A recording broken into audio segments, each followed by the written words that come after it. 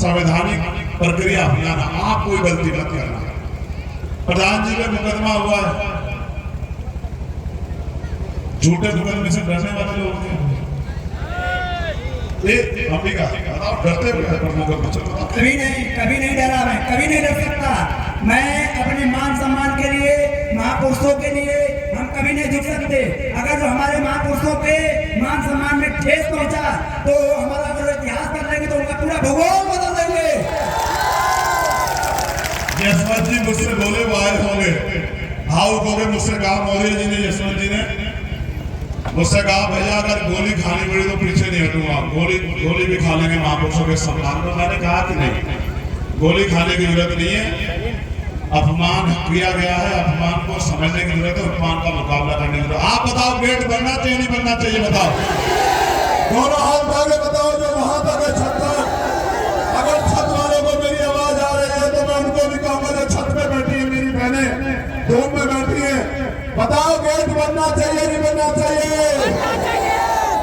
Gate बनना चाहिए नहीं बनना चाहिए?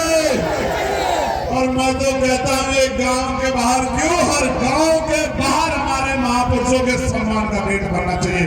बनना चाहिए नहीं बनना चाहिए? जिन महापुरुषों ने संघर्ष करके इस भारत का निर्माण किया, भारत का संविधान दिया, ये सरकार हमारे महापुरुषों से इतना चिढ़ती क्यों है कि हमारे महापुरुषों का अपमान करने पे तुली है? मैं पूछना चाहता हूं, ये नौजवान ये अपमान भूल जाएगा क्या? देखो मैं फिर कह रहा हूं, अगर आप भूल गए तो उनके हौसले बढ़ जाएंगे कि इनको, चाहे इनको अपमानित करो, चाहे इनको नुकसान पहुंचा, चाहे इनके महापुरुषों को अपमानित करो, इनके प्रतीकों को नुकसान पहुंचा या इनकी पगड़ी उछालो, ये संघर्ष करने वाले लोग नहीं, ये संदेश चला जाएगा अगर आप लोग चुप बैठ गए।